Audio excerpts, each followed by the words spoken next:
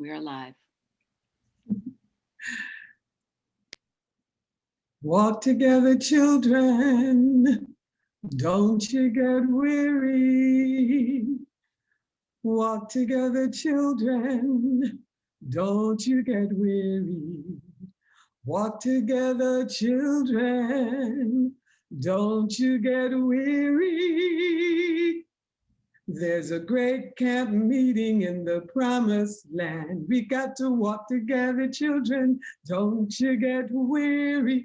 Walk together, children. Don't you get weary. Walk together, children. Don't you get weary. There's a great camp meeting in the promised land. We got to talk together, children.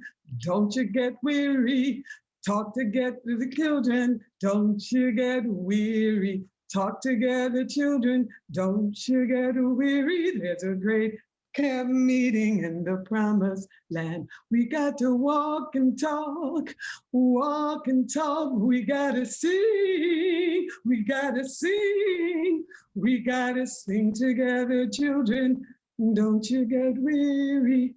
Sing together, children, don't you get weary. Sing together, children, don't you get weary. There's a great camp meeting in the promised land. And gotta work together, children, don't you get weary. Work together, children, like you make a difference. Work together, children, don't you get weary.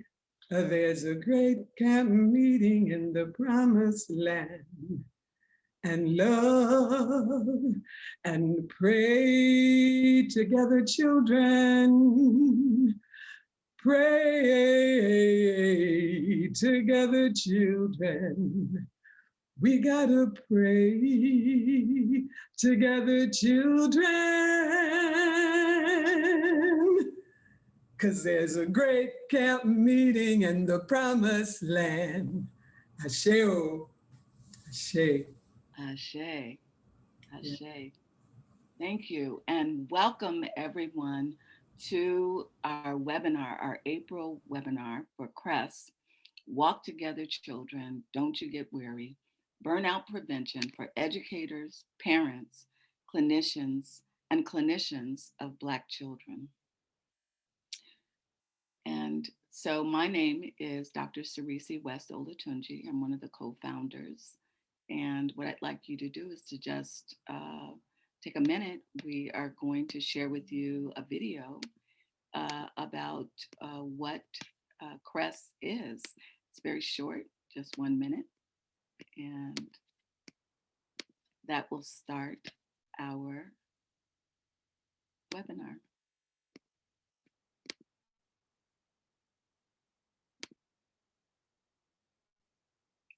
Hi. My name is Dr. Sarisi West Olatunji, and I am co-founder of the CRESS programs. CRESS stands for Culturally Responsive, Evidence-Based Strategies for Traumatic Stress. Now, you may have read about the persistent underachievement among Black students. However, rarely is there discussion about the context for that, nor are we given effective strategies to resolve that. That's why my colleagues and I developed this culture-centered, trauma-informed care course that is designed for parents, community people, mental health professionals, and educators so that they can become better prepared to work with Black children and other children who are socially or culturally marginalized. Designed for those who would like to learn about culture-centered theories and practices, this course promises to be informative, engaging, and interactive. While we've all talked about the need for transformation, few of us know how to make that happen. Are you ready? We'd like to see you on that first day of class. Thank you. All right. So that is our beginning.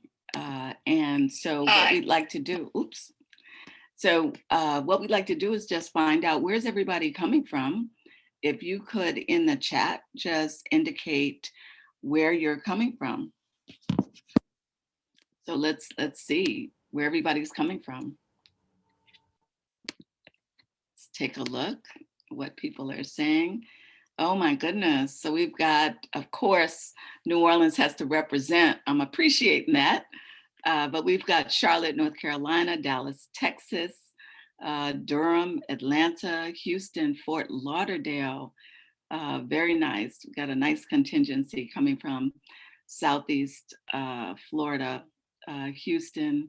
Very nice. Thank you. Thank you so much for sharing that. Yeah, Florida. Thank you. Thank you very much. Excellent. So I mentioned my name and the fact that I'm a co-founder, and I've been in private practice before. I've engaged in research.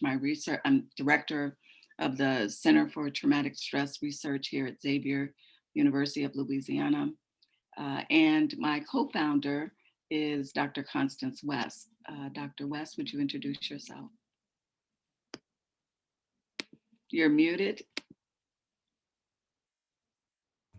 All right, now that I have some audio, I'll introduce myself.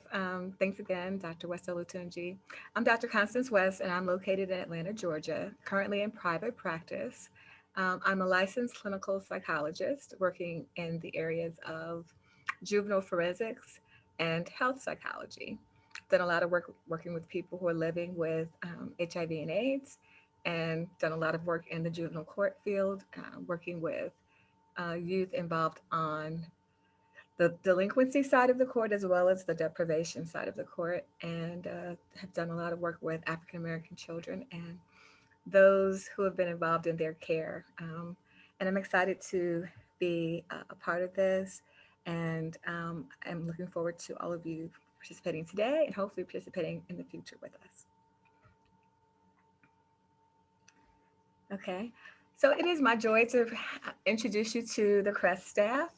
We have Ms. Ashley Rabus. She is a third-year graduate student in the Counselor Education and Practice program here in Atlanta, Georgia at Georgia State University. Her academic and professional interests include multiculturalism and social justice, African American women, counseling couples and families, generational trauma, and healing, as well as group work. She is currently a National Board uh, for Certified Counselors, Doctoral Minority Fellow, a Chi Sigma Iota Leadership Intern, a Southern Association for Counselor Education and Supervision Emerging Leader, and serves as the editorial assistant for the Journal of Counselor Leadership and Advocacy. As our graduate assistant here with CREST, Ashley has been very involved in many aspects of what we've been doing, everything from helping us to develop promotional materials, managing the CREST website, engaging in research, coordinating webinars and chats such as this one, and helping us to disseminate the CREST newsletter, as well as any other activities that we have been engaged in. Janae Bond is our CREST social media intern, and she's 21 years old, born and raised in Toronto, Canada. Janae has a passion for the arts and the area of communication. She's always shown a sense of creativity and originality. She's an entrepreneur. Her business, Graphics by Janae, is something that has been very successful thus far. And her goal is to supply current and future clients with high quality graphics that suit their brand's image, along with excellent customer service. And Janae has been very integral in our efforts to increase our social media presence. And we're just very fortunate to have both Ashley and Janae as part of our CREST team.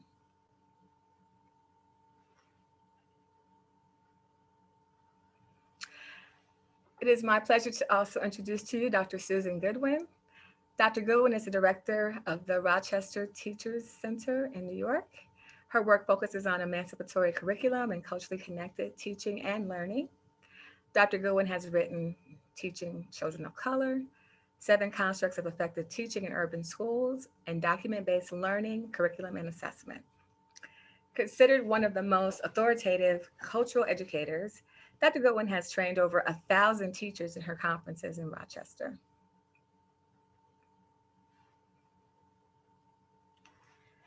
I'm also introducing you to Ms. Nadia Clark.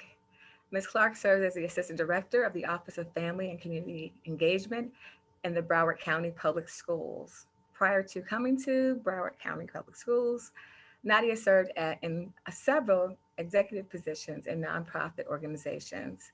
Ms. Clark received both her master's and her bachelor's degrees from FIU, Florida International University, and we welcome her today as a panelist.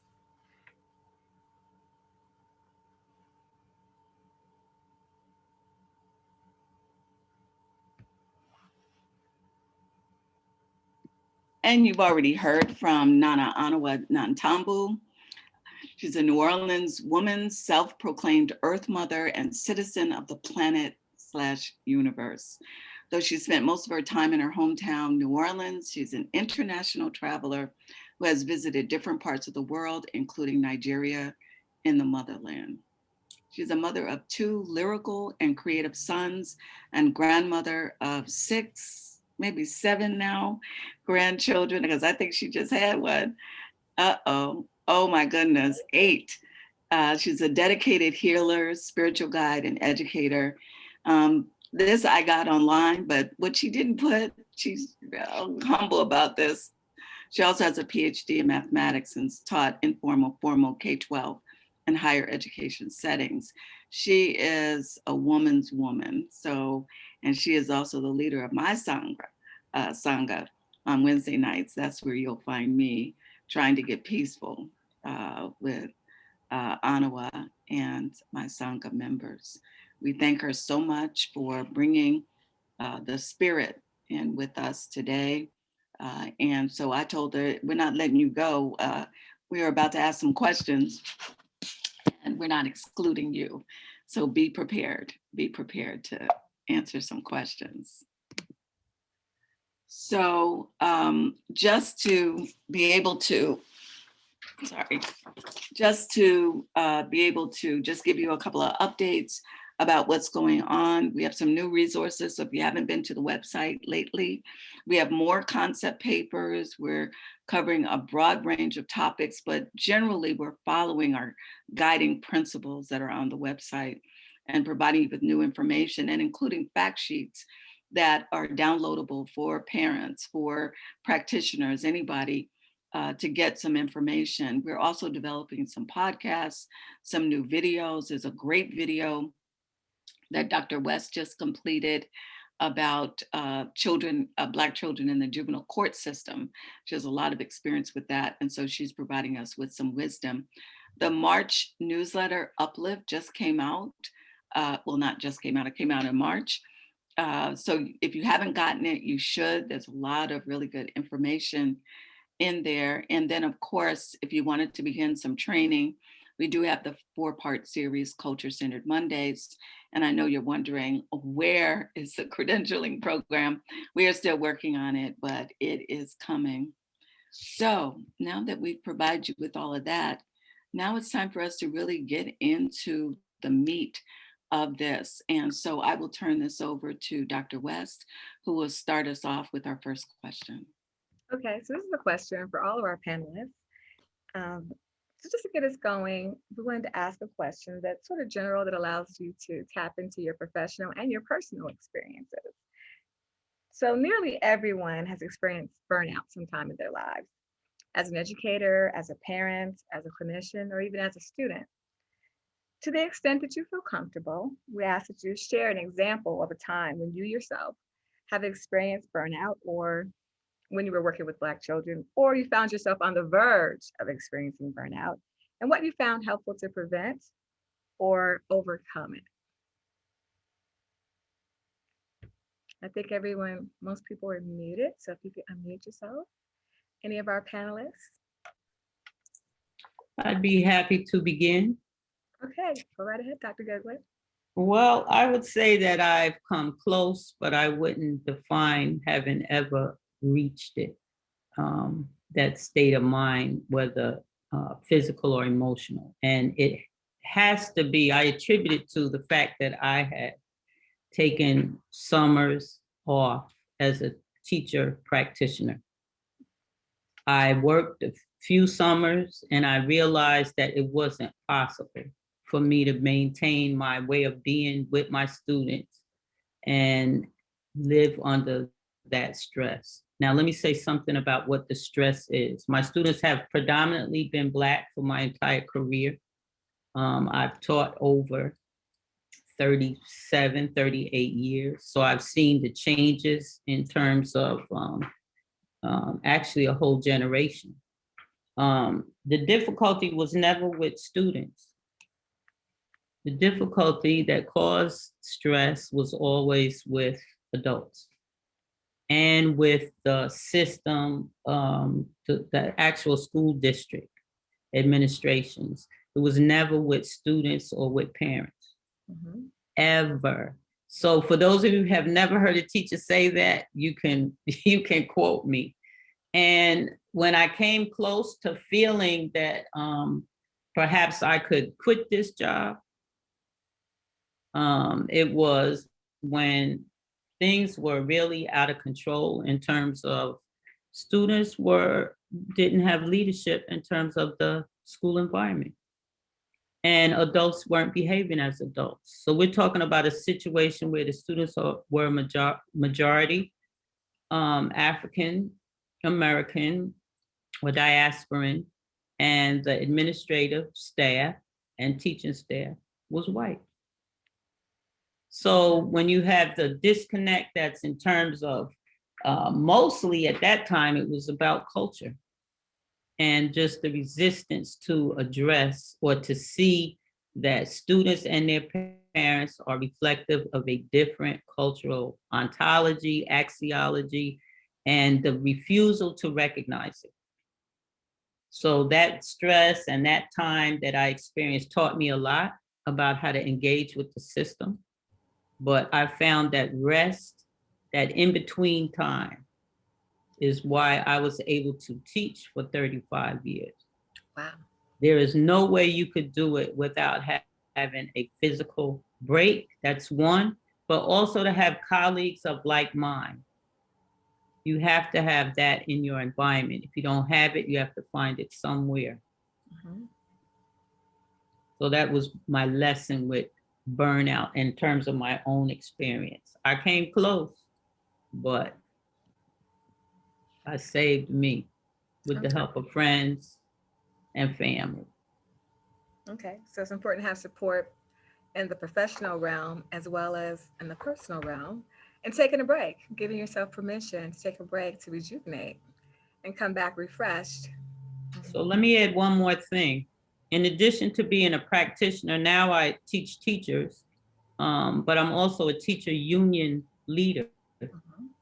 And I would tell you that if it was not for union membership, in terms of the curricular work that I've been doing for all this time, I wouldn't have made it in teaching, because nobody was looking for that kind of culturally centered, African-oriented space 30 years ago, 20 years ago, 10 years ago, or today.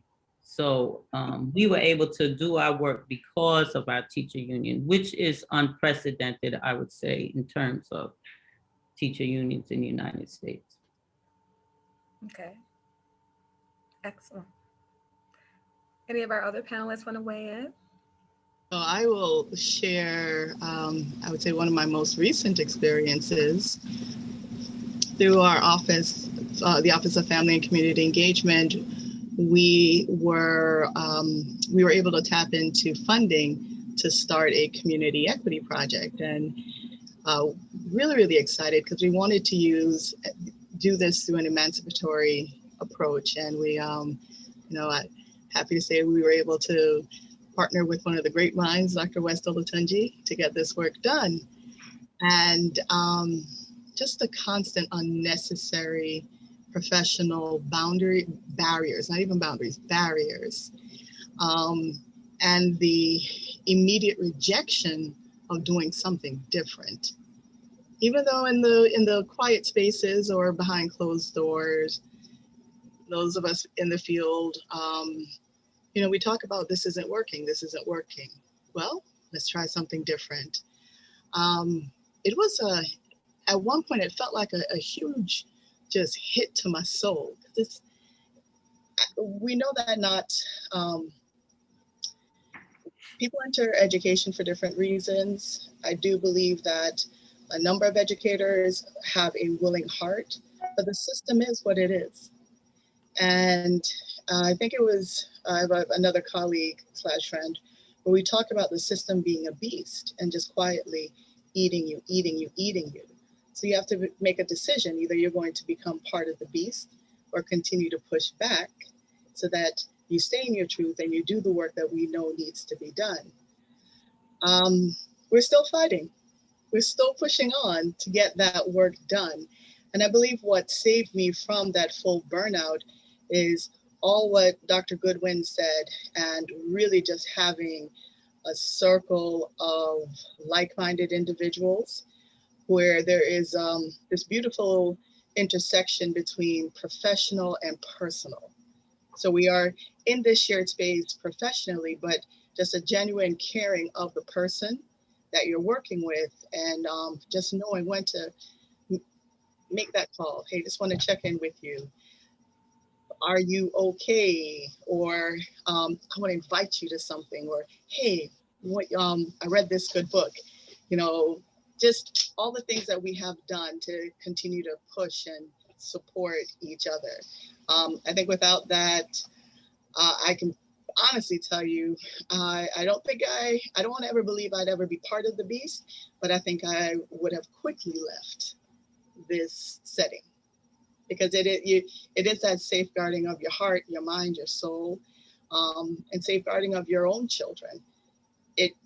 There are days that, I would come home and I'm just overwhelmed and tired and in shock, like this is not happening. And then in turn, my children also experience that with me. So just having that professional and that personal support with like-minded individuals, as well as others who may not be part of this work, but just genuinely love you and, can help provide that round, just well executed support system. Mm-hmm. Okay. Excellent. I'll briefly respond. I have not taught that many years. I have intermittently taught over 16 years, though I see myself as a teacher, educator, facilitator all the time, no matter what I'm doing. And I can say that I experienced a tinge of despair about 2 years ago. And the blessing for me was I focused on the young people doing all the social justice work and realized how dare I talk about despair. And for me, when things do, I guess, make you want to throw up your hands and holler, I tend to go to nature. And so I'll go sit in the water, I'll go in the woods, as much as we can say woods in New Orleans. And if there were mountains, I'd go in the mountains. All of those places give me clarity and perspective, and I meditate. Thank you. Yeah. I think that brings up a really good point, thinking about the young people who are doing the social justice work. That actually segues into the next question, which is about talking about the ways in which you've seen Black children be resilient.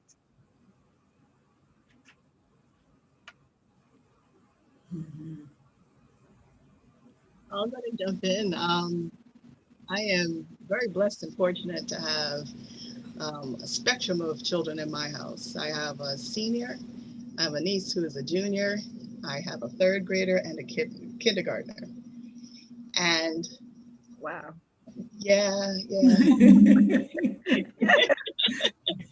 Okay. But seeing how my older two, my senior and my junior, how they quickly challenge what they know to be misinformation, how they are so skilled at using that social media platform to push back against what they know is harmful. And I see, them creating this community similar to what we shared, where, they're coming together with other like-minded children and protecting each other, but protecting each other using data, using research. And it's absolutely phenomenal. You think about so many things that are, they're just bombarded with via the classroom, social media, walking down the street, but then they can still come together in a place where it's like they plug in and they're safe and they are repurposed and they just keep going. Wow, so using social media to create that sense of community that you all were talking about with like-minded individuals. Mm-hmm. I think that resilience comes, in this case, being young brings resilience. I think the fact, the more they have conversations with elders who can make them aware of the historical patterns or the time that they're living in, because you become disillusioned, or as we started out, burned out, the longer you stay in this fight. So I think that youth brings resilience, unless, if you have a stable and healthy family structure, community structure. So how do we keep that in them through their maturation? And I think by acknowledging that the things that they are observing are true. And oftentimes, I know definitely at school, we don't typically, and when I say at school, I'm talking about the curriculum, the program, we don't acknowledge that the things they are observing are true. We're still trying to hide the truth about every war that this country's been in, the truth about the reality of people of African heritage, historical truth. I mean, there's so much they don't know, but they can feel it. They can feel there's something wrong with this picture. So to the degree to which their elders can corroborate their feelings, I think we'll help them maintain their resilience. I wasn't going to say anything, but when Dr. Goodwin spoke about elders, the personal experience I have now that I'm at this point is the elders have to be in communication with the youth, both for clarifying for the youth and the youth clarifying for the elders. And I would say that we definitely have to tell them the truth because we want to be a model of that, and because we want to model what it is to resist those things that are not the truth and have practices that affirm us. So yeah, I'd have to say that. Deep, it's deep, because it's about our connection with our own kids, who media, the whole push has been to make us afraid of our own children. Mm-hmm. Mm-hmm. So if you get your information about us from them, that's automatic. You're going to be afraid of your own children. So I would say for all of us who are here and listening, I have never had bad experiences or hater experiences with our kids. Yeah. And I find that they want you to instruct them. Ashe. Yeah. So I could come up to you and ask you, why are you presenting yourself this way? And they'll stop and think, I have never been disrespected. But there were times when I thought, should I approach this situation and get involved? But I think there's the knowledge that we have as women, as people who, when you have self-respect, you exude respect for others. So you don't have to fear. And where we find ourselves now is all filled with fear. So Nana, modeling fearlessness is the number one thing for us to model. Exactly. I can just chime in, having worked in the juvenile court system, and I've often had youth, to be honest with you, so many of the clinicians that would come on site to provide services were afraid of our youth, particularly young Black boys, particularly how they may present themselves. If they're, they may have locks in their hair, they may be tall, they may be, bigger guys. And oftentimes what we see is that clinicians were intimidated. Sometimes they wanted to leave the door open when doing the assessment, which of course you're not going to get very valid information because people don't share their personal business. The children can feel that you're afraid of them, and so they can use that. And when you're being authentic, I myself, having worked with youth, have been in detention facilities who may have been honestly charged with everything from, pretty minor issues, just typical things that kids do, to, even murder or rape. I have never had a child they may challenge you a little, but when they see that you're not really afraid, that you're there to help, this is your chance to, tell me something that people maybe don't know about your situation, that might explain what's going on with you, what's happening in the school that maybe nobody's been listening to you. Once they see that you genuinely care and you're trying to advocate on their behalf, I have never had a youth, no matter how tough or hard, no matter what their history has been, who has not responded to me. Sometimes I think maybe I should retire because I haven't had any bad experiences, and I need to, end it on a good note.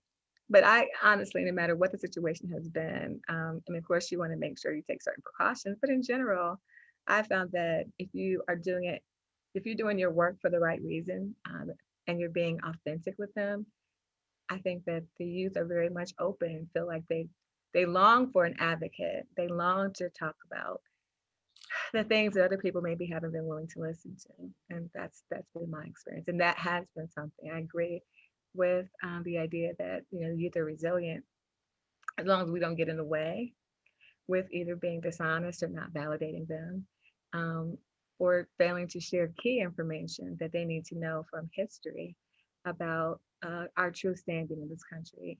And otherwise, yeah, whether it be students, when I have students serve as interns, and they come in and they're full of energy and enthusiasm, and it also helps to prevent burnout as well. Dr. West-Olatunji, did you want to add some questions to the mix? Yeah, we're already moving toward that. I did want to add that what I'm hearing about this issue around our burnout and its relationship to our work with the children and with the children's parents, that what we're saying is that that's where we get the energy, that is where we're getting rejuvenated, that's where we're getting the satisfaction of engaging with the children, and that's not where the problem is. The problem is dealing with these systems that are not designed to support us in our work. They're not designed to support the children in their work, and they're not designed to be able to support the parents in that. And so it really is a question about, how can we be activists that, to understand that doing this work is not a simple thing. It's not about methods and materials if you're a teacher.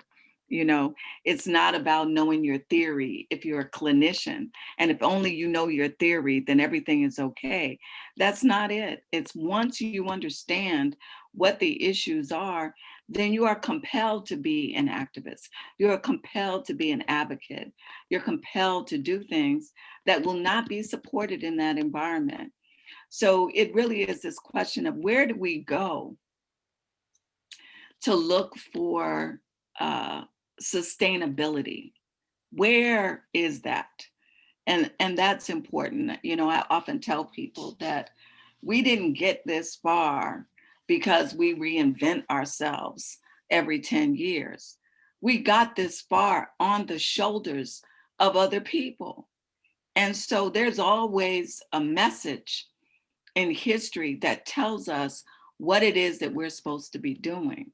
So it's important for us to be able to understand that. So, I heard all of the panelists talking about their sense of community, about this idea that you need to be in community to be able to do this work, that it's necessary for us to feed our souls in order for us to do this work. And that we need to teach the young people the importance of that so that they know how to do that. They know how to feed their souls. They know what's substantive that's out there in the world and what's not. And it takes us to be able to demonstrate that. I love what Nana Ana was saying about how important it is for us to model that, because that's part of our authenticity as well. It's not just about what it is that we're doing in our work. It's also the fact that children are watching us and determining whether we're real or not. So not just when sort of the camera's on and we're talking to them and engaging in them in a very specific interaction, they're watching us when we're talking to other people doing other things. And so that becomes important. I wanted to ask about parents. So we've mentioned the children and mentioned a little bit about how parents are not the problem. But there are parents who are on today who come to hear us talk about their issues of burnout and their issues of resilience. And so I'm asking us to engage in a conversation about, and maybe tell a story about a parent who you saw as burning out, or you saw this parent as being highly resistant. So, and I guess I want to hear about the resistance, because hardly ever is the literature talking about resilient Black parents.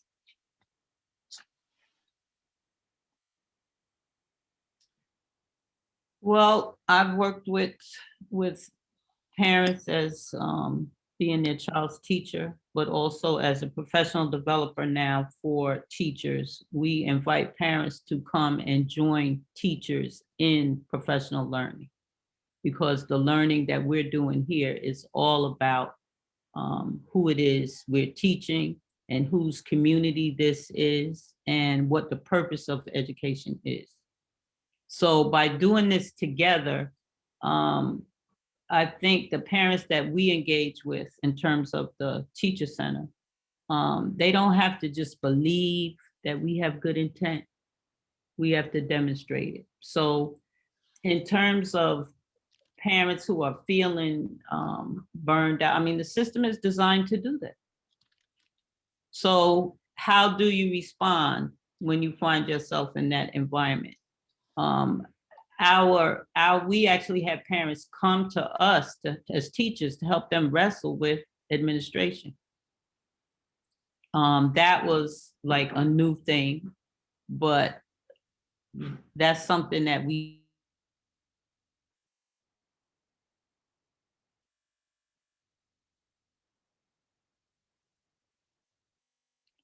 I think we lost Dr. Goodwin for a second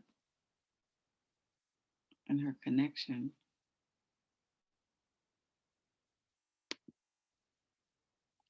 I'm sure she's going to bop right back in. That's one of the webinars that we'll be having in the future, and that is helping parents to speak with, to communicate with educators. So what do you do when you have an appointment with school personnel to talk to, whether it's a school counselor or it is, did we lose her completely? Yeah, I'm sure she'll log back in.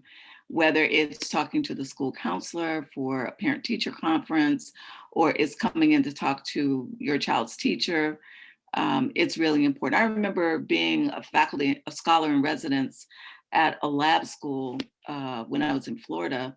And I remember that the way they had it set up, there would be about 7 educators greeting and speaking with one parent. And they didn't understand why the parent would be anxious or irritated in that exchange.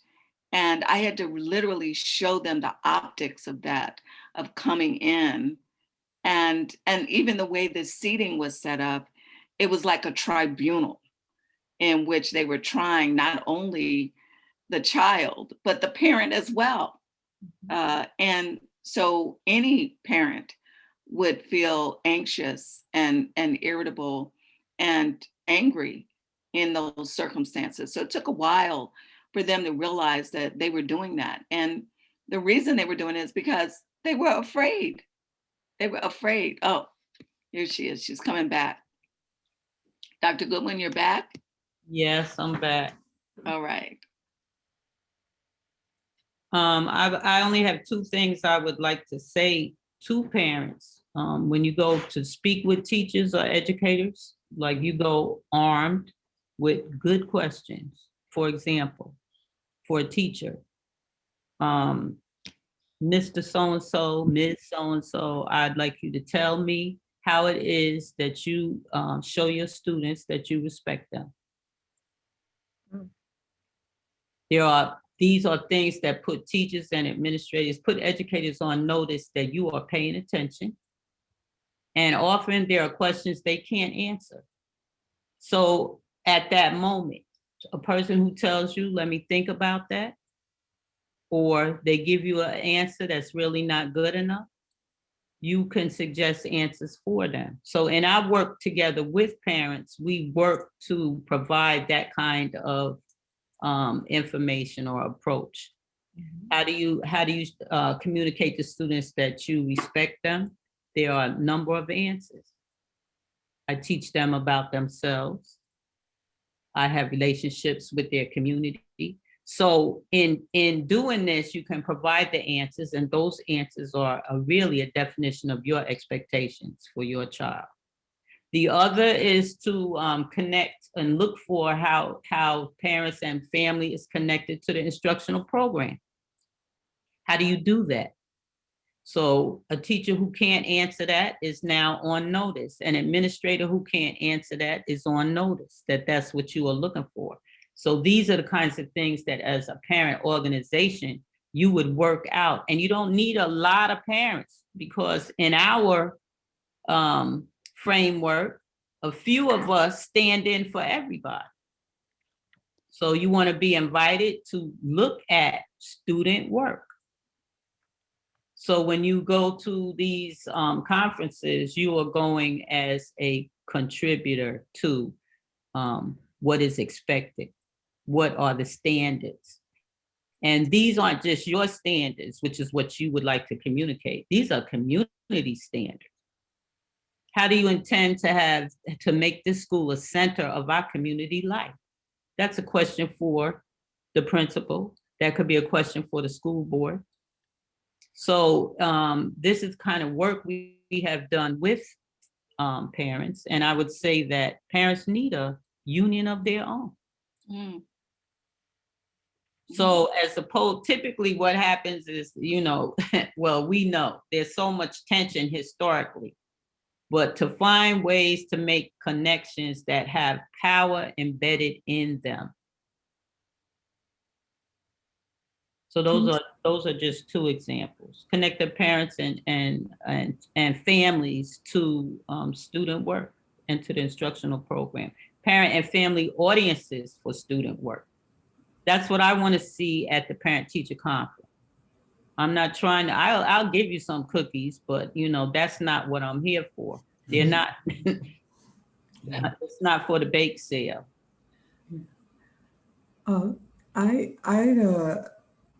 First, let me correct that my PhD is in educational research and statistics.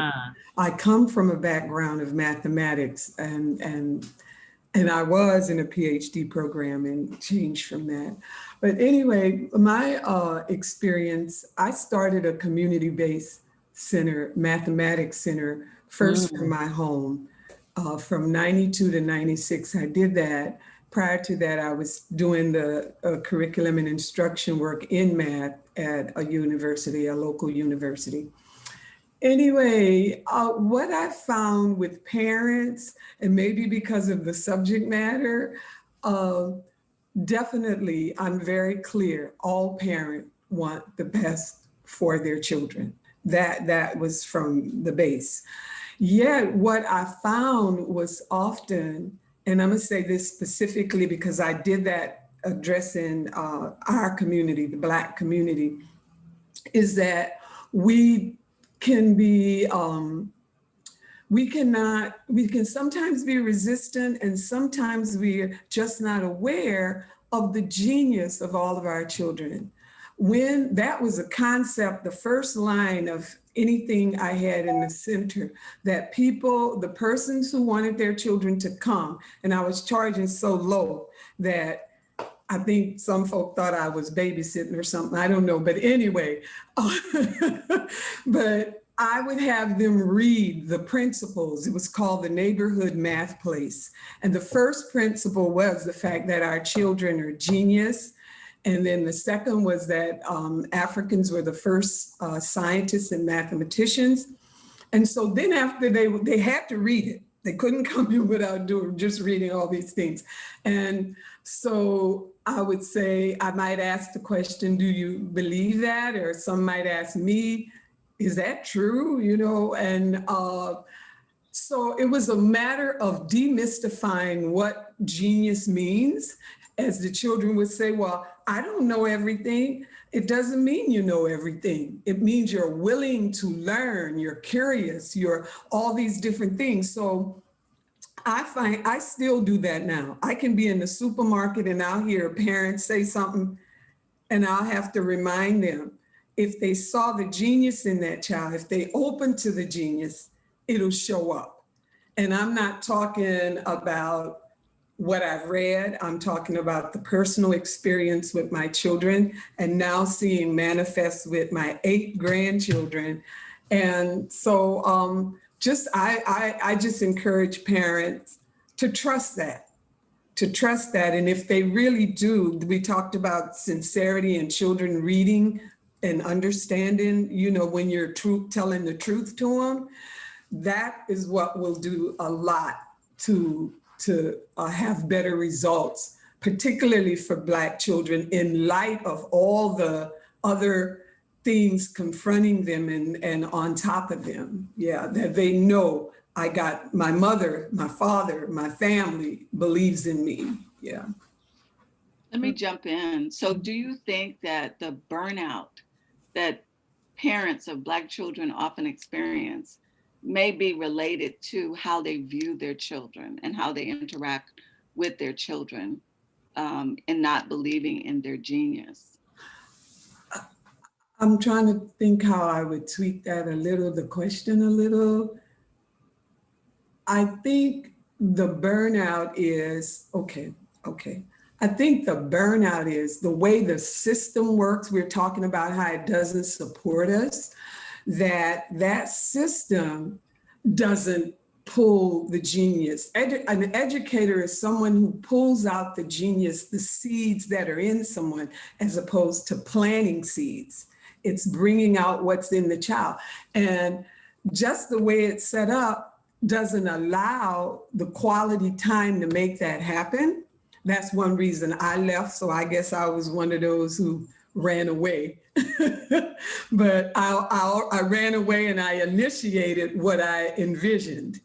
And so I think that's what happens in the parent. Often, particularly, I can relate to the math part, because they feel they don't have the skills to teach the math, then they're frustrated for being able to see that genius.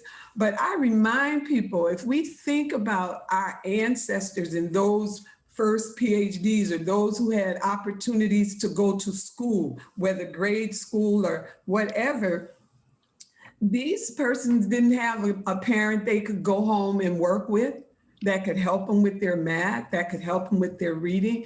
What was there was that encouragement, and that was priority. And so I think if parents understand, it's not that you have to be able to teach, but to have that quality of understanding, it can be done whether you have the skills to give them or not.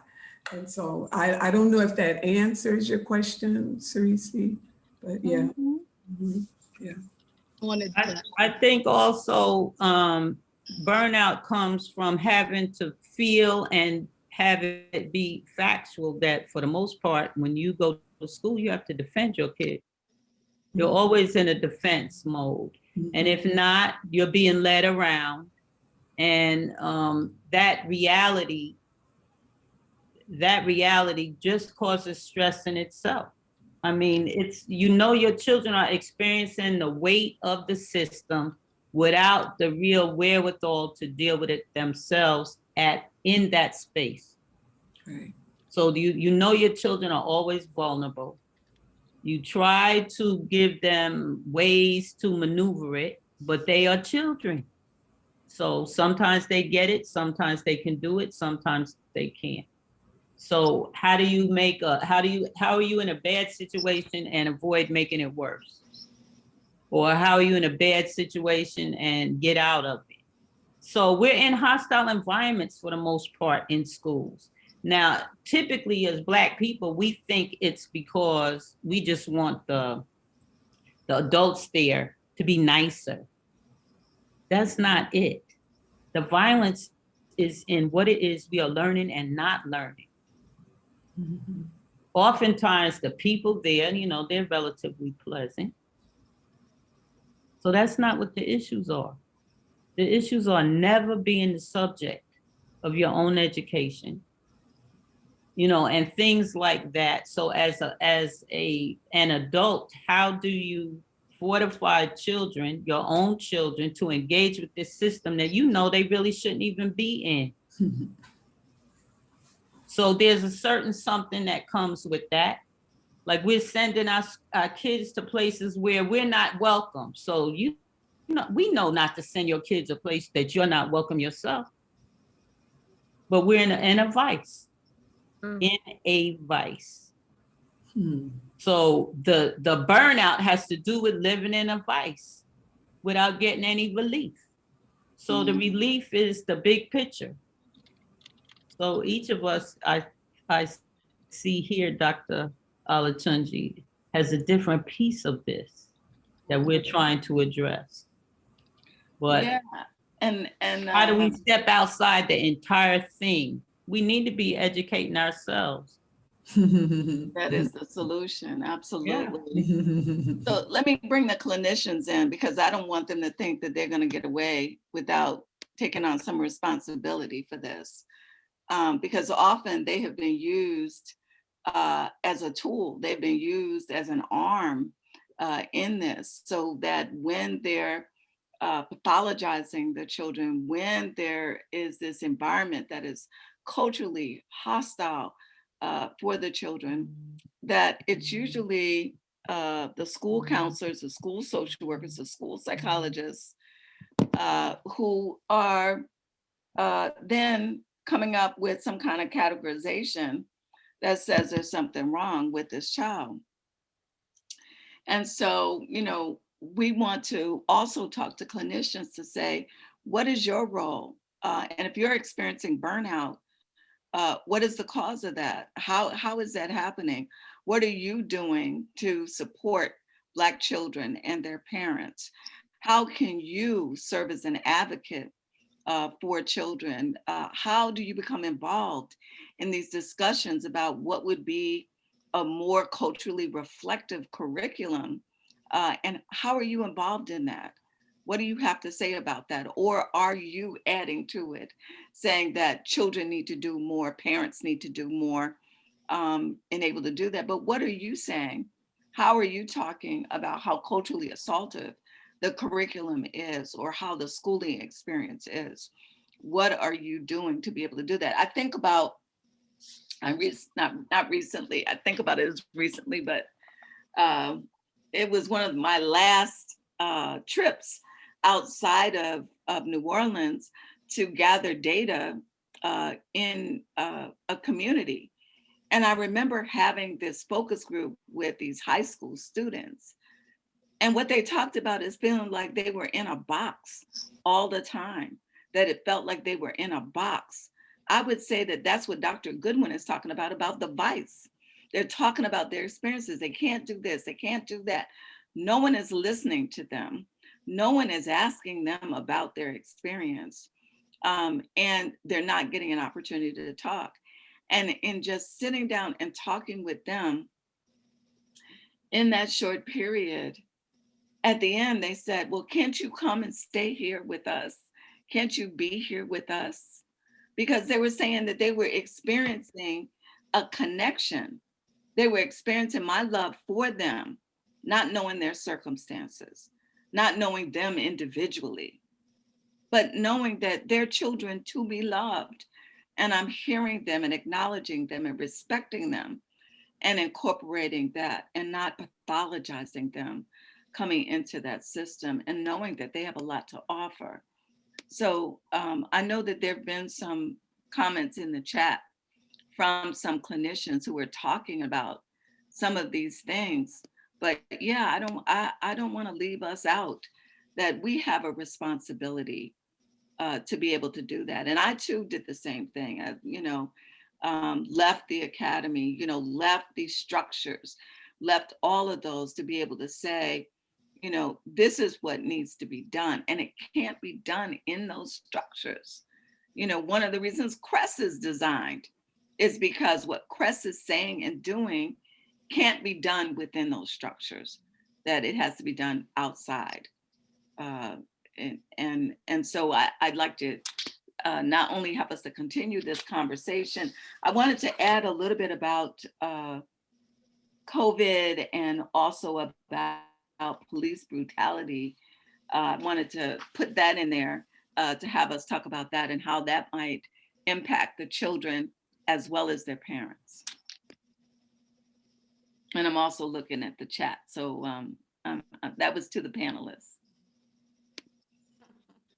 I think a lot, well, I don't say a lot, but there are people that are really underestimating the impact of police brutality on all children. So as I shared earlier, I have the whole spectrum. And to hear from my younger children that, well, I don't want to go outside. I don't want to die. Wow. This is a 6-year-old or a 9-year-old. That and also the fear that we experienced and still experiencing of COVID. So now it's from listening to my children and other children, it is as if everything's out to get them. And there is no safe space. They are outside of your home that you just create that one space. But just the idea of going back to school, of them having to wear a mask all day, of not being able to hug your friends or hold their hands, it feels inhumane. And it is a layer of stress that I wonder in 20 years when we look back and when we, the research is ongoing, how is it truly going to impact us? I want to say long term, but I feel like it is just such a shift in just the way that we have lived. Regarding police brutality and seeing, recently Sheldon being found guilty of all charges, our children are seeing it larger than just this, oh, we have now, there is justice. They're like, well, what about this person? What about that person? So our children are not satisfied with this singular event. And I am happy to hear that. I am proud that they're setting a higher standard, a higher bar, because they are dealing with, I have this constant, or there's a constant threat out there. Yes, one person was convicted, but there is still this threat, and they're having these conversations. It's a reminder for me to make the space that I can control or influence for children as healthy, as safe, and designed actually for them. On the flip of it, I've shared with friends that my 9-year-old used to have really, really bad nightmares while we were in school. Really, really, blood-curdling screams. And within a month of us sheltering in place, the nightmare stopped. So we think about, okay, we have, you know, all of these ongoing traumas and stress, but they're also being protected to a certain extent by not being in these learning environments that were not created for them. So just wanted to add that piece that yes, I can just tell you from the experiences that I'm having with our youth, they are pushing back. They're demanding more than just these symbolic wins or these symbolic legislation. And I want to hear from our clinicians, what happens, what can we look forward to when we have children who may not be receiving that physical connection, that love, that just the socialization. What happens? Where do we go from here with that? So you've pointed to a lot of the problems in which we find ourselves. So in terms of COVID and police brutality, it's just different aspects of one big mess. So I'm not really trying to argue for running into a burning house. So the way that we have been manipulated through this whole entire year-long experience, I'm looking at the historical record, and if we look at the police, we know that the police were the patty rollers, meaning that they were the people that had to hunt down people who thought that they knew they had to liberate themselves from enslavement. Okay. But our kids don't know that, and we don't know it either. So this is a big problem. Who's manipulating everything? And I don't think because I've been told that I should be afraid of my immune system failing me, that the manipulation has stopped. So to what extent can we have a real conversation about what's even happening right now? Because somebody's benefiting from this whole situation. In terms of pharmaceutical companies, in terms of the economy, in terms of the end of small business and the rise of corporate government. I mean, we could look at this from multiple perspectives. So where will our children be in 20 years? Where will Black people be in 20 years? Or will our children be here without us? So we're looking at all kinds of aspects to this, and to really engage with it, you all would have to tell me a little more about what part of this you would like to talk about. Because this is definitely a webinar. right. This is definitely, we're in trouble. So this is really a question of whether we're going to make it out of this as a people. So who are the people who are orchestrating what is happening to us? And this time, not just us, but them too. So who's orchestrating this? Who are the people who are the social engineers who have engineered the whole education system? I know that intimately. Those of you who are in medicine or science, you would know who are those engineers. Who are the engineers in the economy, and when did they all get together, and what's the name of the round table? So I think that our kids are in danger of, and as a people, we're in danger of, when you're under this stress you're talking about, burnout, you're in danger of giving in and giving out and accepting the inevitability of oppression, because it appears that it's inevitable. But I maintain that it's not. But it has to do with fear, the fear that's been raised. There's been a wedge put in between the younger generation and the older generation in terms of this so-called virus, in terms of the response. So how do we stay connected anyway? So I would end with, When you're afraid, you cannot think at the same time that you are full of fear. Something in you cuts off. So I think we have been manipulated into fear. And the fear we have with sending our kids to school is real. The fear we have with sending them out in the street is real. But there's some stuff at 6 and 7, they didn't need to see what happened to George Floyd. They didn't need to see that. And we don't need to hear every single thing they post about this. So you have to protect your environment, which is protect your home, protect your mind and your spirit. Right now, we have to protect our spirit because the intent is to make us so scared that we're paralyzed. And I refuse, Dr. West, I refuse to burn out or burn up.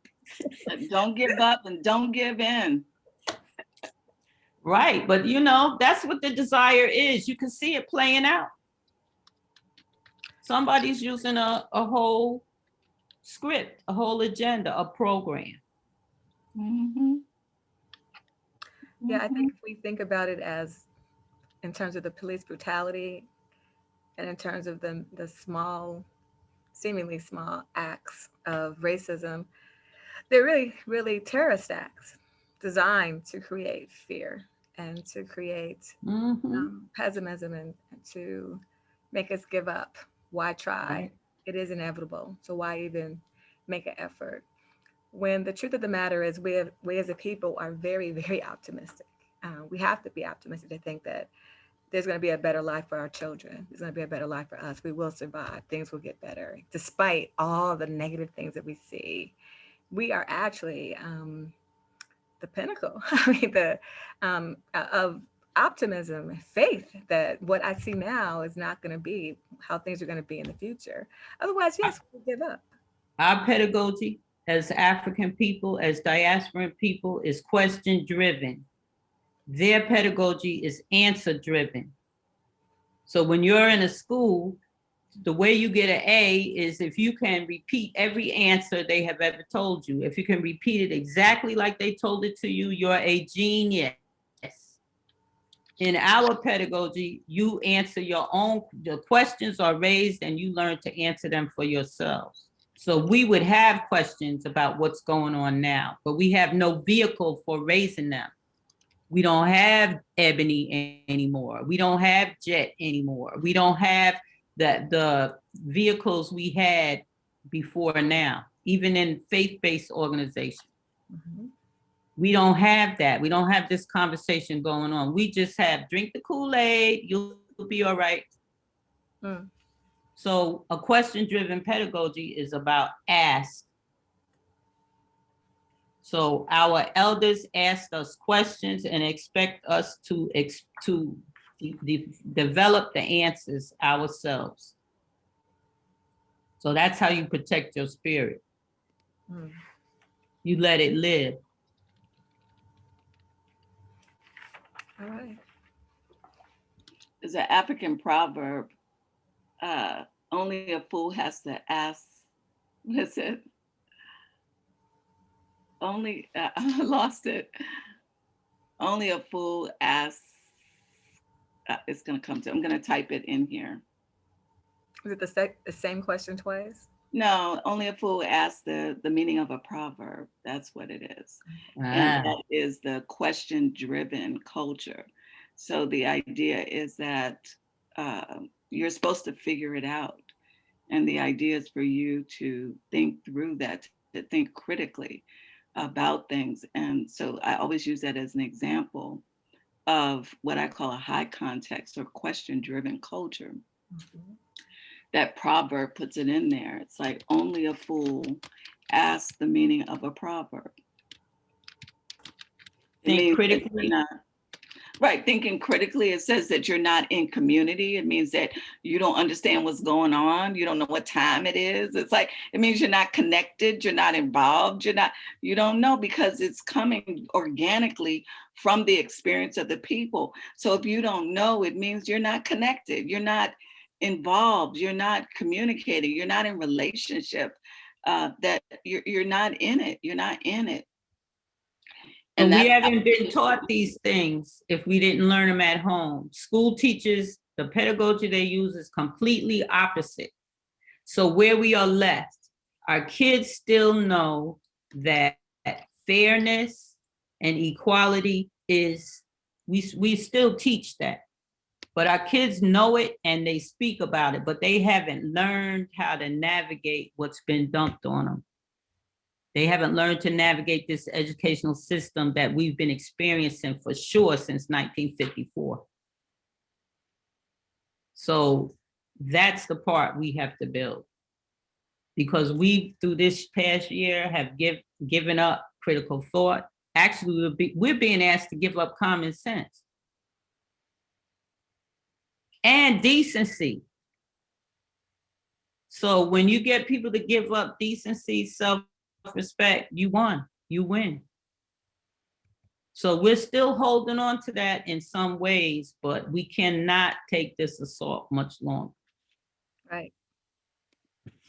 And give up our humanity, what makes us human, what makes us people. Yeah. Yes, exactly. So who questioned our humanity from the beginning? They're still questioning it. So what's really going on here? We're dealing with eugenicists. We don't know it. Come on. So how do we communicate really, and what's our network? So Dr. Olatunji West, you have one, and there are another, does this say 50 some people here? So I'm sorry that I can't see all of you, because when we have these deep conversations, I would like to see who I'm talking to. I agree. Yeah. And it's still, I mean, picture this, no more dancing, no more music. This is designed to kill your everything, your body, your spirit, your relationships. Oh, So I'm glad you called me, and I'm glad to meet all of you. And I hope to join you again. Thank you. Any last words? I think we were going to ask. I'm going to pass this on to Ashley, because Ashley didn't even get a chance to do her questions and answers. So I'm going to let you, Ashley, to have us to close out with what I believe you had come up with a question for the panelists. Yes, thank you so much, Dr. West Olatunji. So I wanted to again thank the panelists for being here and sharing your insights with us. From the looks of the chat box, which has been very active throughout the webinar, it seems that folks are really enjoying this. So something that we like to do with CREST is try to equip our folks here, our community, with some concrete tools and resources that we can take back to our homes, our communities, that can directly impact the work that we do with Black children and children of color. And so I'm thinking, I know that a couple of our panelists have talked about like concrete actions that we can take to combat burnout and to prevent burnout. So if we could just kind of end on a note of wanting to put out into the universe some things that we are doing to, again, help combat or prevent burnout. What is your top burnout prevention tip, technique, bit of advice for those that are in the audience today? Expressing self-love, being kind to yourself, and forgiving yourself for any offense you think you have ever created in your lifetime. Forgive yourself, and then forgive everybody else. Because the best moment, the best time of your life is now. The time you are in is the best part of your life. And the people you're with are the people you're gonna be with. So express it. Show love and be loved. And love is cause for power. We are power-filled people because we love humanity and we love nature. And I'm not lost on the expression of going out into nature. It's not possible to look at flowers and think trash at the same time. I discovered that for real. The more you have, if they're in your view, you cannot think trash. So when you feel weak, acknowledge it, give it a minute, and then shake it off. I think that's a good one. Captured it. That's it. You're right. Thank you for that. Hmm. I think that's a really good point also about forgiving yourself. Because a lot of times what can happen is when you're in systems that traumatize children, oftentimes you have a front row seat to see the system damage children. So, Yeah. and that's hard. So sometimes it's hard to think about all the children maybe you wish you could have helped and you weren't able to. Be able to focus on the children that you are able to help, right? Because you're not going to be able to help everybody. Some people you're able to give them some tips and strategies and give them access to resources. But when you're in a system that is designed specifically, unfortunately, even to trample over children, Black children and families, there's going to be some you're going to miss. You're not going to be able to help and everyone, and being able to forgive yourself when you can, to focus on those successes. There are so many excellent examples of children and parents and all of us who are doing amazing work. We just don't do it for every single person. Being able to celebrate the successes and not be too distracted by the times in which we cannot actually help. Yes. Yes.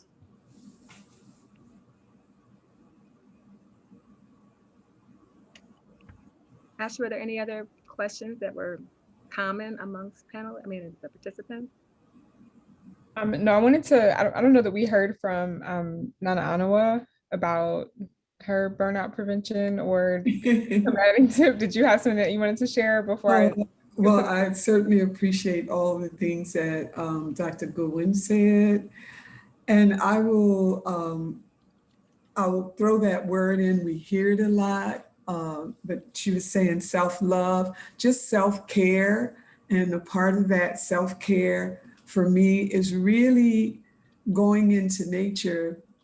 I mean, if it's just sitting in your backyard and there's a tree or a garden or anything like that, the beautiful thing about nature is it is forgiving.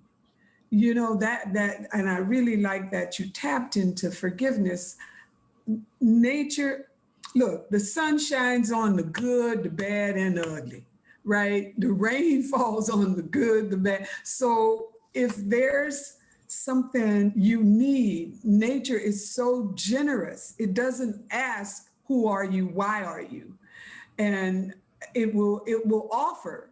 So that's saying we have relationship with each other, but the trees are as willing as anything else on this earth. The land is as willing if we go with a sincere heart. Even your closest friend no more hear no beating up on them.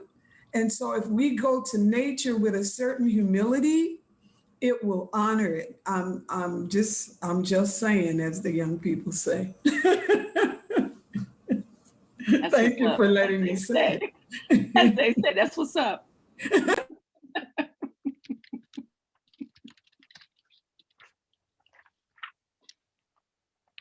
do we have time for one more question? Yeah. Okay, because there was a question that someone had put into the Q&A feature in Zoom, and Dr. West Olatunji, you had written a response to this, but I was curious as to maybe some of the responses from our panelists. And the question reads, how do those of us that feel the collective, the pattern, and attempt to work to change the systemic oppression do the work and balance the need to clear the negative energy and stay ready to do the work that is needed in systems that resist in hostile ways?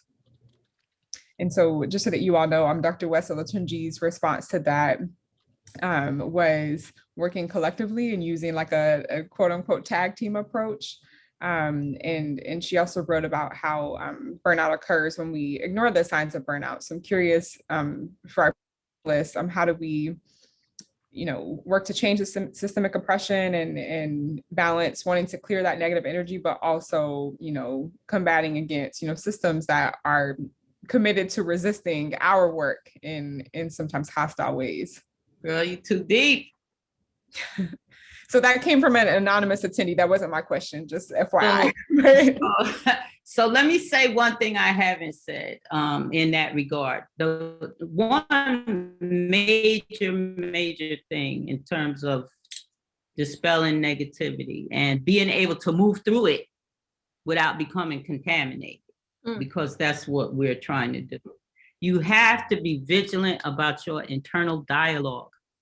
Whenever you hear yourself say something that wasn't right or didn't negative, just if you could think later about where it came from, but for that moment, just picture that delete button and delete it.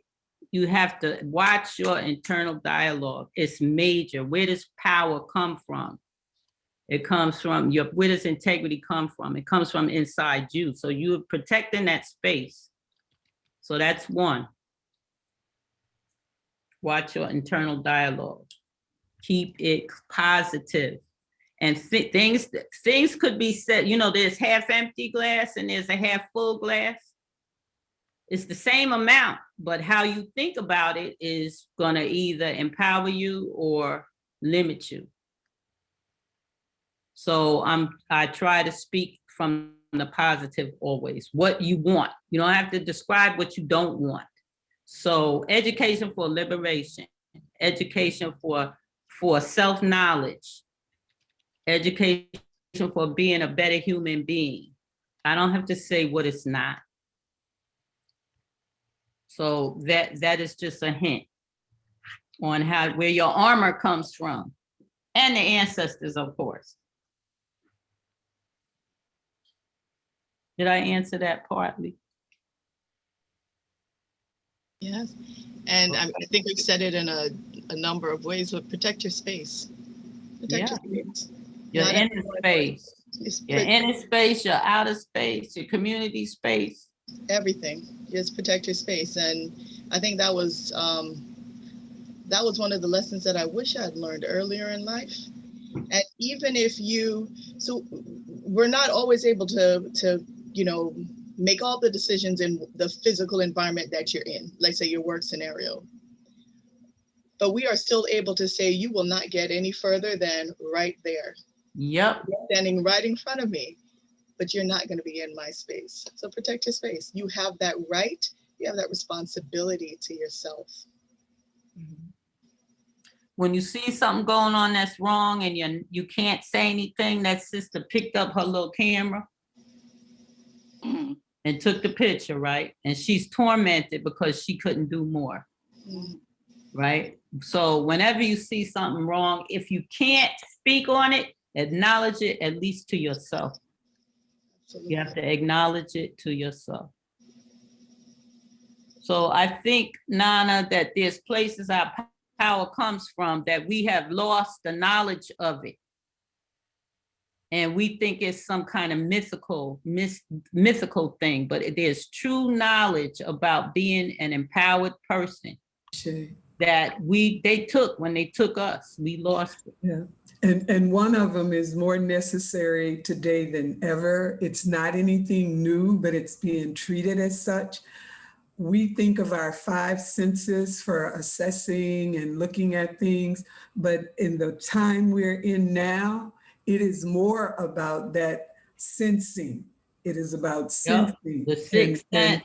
Right. Forget about what's being said. Which we don't just, as they say, believe the hype, but all of sometimes it is a matter of our eyes will be seeing things, but that are not true, because now they're manipulating even what we think we see. So it's got to be a building a relationship with spirit, with soul, with that inner sense, the heart, head, and gut, and making our decisions and choices based on those things. Yeah, on asking what's inside of us. Yeah. Thank you. Mm-hmm. Thank you. It's like I hear what you're saying, but it's not well with my soul. Let's get well with me, therefore. Exactly. I love it. Love it. Yeah. Mm-hmm. Yeah. So I see a lot of dialogue in the chat box, and I wanted to invite folks based on the conversation that we've been having to share any additional questions that you might have for our panelists. I'm reading and hearing that you all are really enjoying this conversation and you're thankful for this and you want to rewatch it back, but we have them right here for just a few more moments. And I'm wondering if there is any final questions from our attendees that we'd like to pose to our panelists. And I'll keep my eye on the chat for that. Well, let me change that. Dr. Olatunji is going to be with the Rochester Teacher Center on Saturday. And anybody that's in this webinar that would like to join us can do so. Dr. Olatunji, you have the web link. You could send it to anybody who contacts you about our institute. Okay, If I can pull that thank up. you. Thank You'll you. be with us on Saturday from 10 to 12, Saturday morning. Mhm. Tomorrow, you'll have Dr. Walter Farrell. Tuesday, Dr. Malefi Asante. Mhm. Wednesday, Dr. Joyce King. Oh, wow. Thursday, Noma Lemoyne. I don't know that name. And Saturday, Noma Lemoyne is her expertise is on our language Okay. and what's embedded in it. And also Dr. Olatunji on Saturday. Awesome. Okay, so it looks like Dr. West Olatunji is searching for that link to share with us in the chat. You should have received it yesterday. I'm putting it in now. Okay. This was great. Thank you for saying yes. Exactly. I'll just say it was very. Oh, you went mute. We can't hear you. Donna Ottawa, You're still mute. still muted. Okay. There you go. Dr. Goodwin and Nadia as panelists, it was wonderful working with you. And thank you, Ashley, too, for your, it's like you were on point. And always to Cerisi and Dr. West, thank you all. I appreciate it. Yeah. Thank you. Thank you. This is how we encourage one another as well, you know? Yeah. Yes, and I love it, Dr. Clark. There you go. So I put the Zoom number in, but I also was able to type in the link. So you all can just copy and paste it and join us. All right. Is that our segue into our upcoming event? Yeah, so let me, let's see. I need to share the screen and do our last slide, our last little thing. We are at the end. We thank everyone for staying. I cannot believe you stayed this long. We didn't lose too many people at all. So that's a good sign. So Dr. West. Okay, as we talk about these upcoming events, we want to share another event we're having next month on May 17th, same time, so noon Central, 1 o'clock Central, 1 o'clock Eastern. We'll be talking about what we can do to counter mental health stigma in the Black community. And we've entitled it Using Therapy or Counseling to Stay in or Get Back in Your Right Mind. We'll have 3 panelists this time around. We'll have Dr. Kent Butler, Dr. Tanya Tinsley, and Dr. Venus Evans Winters. And you can go ahead and register. It should be available at this point. I think I had programs are scheduled to be published during the current webinar.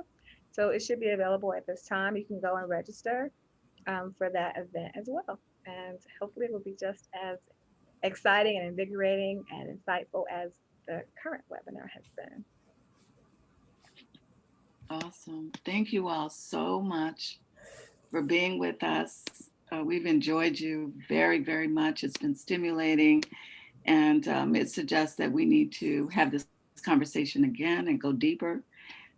Clearly, there are some spiritual aspects to staying sane and preventing burnout. So we need to tap into that. So maybe we'll ask Nana Anawa to come and maybe do a breathing exercise for us or something like that. Yeah. Yeah, absolutely. All right, everybody. I hate to say goodbye, but this is the end of our webinar. Thank you so much for coming. If you're not on our mailing list, we are adding you to it. You'll get our March newsletter, Uplift. We're going to send that out this week to you. It means Janae is going to be doing her thing, and she'll be sending out posts on Instagram and our Facebook page and on Twitter, and just constantly sharing with you what our latest information is. And believe me, it's happening. We will finish this credentialing course, and you will be able to go through this course. Absolutely. We promise you it's coming. We're almost done. Thank you so much. And bless you all. We love you. Until the next time.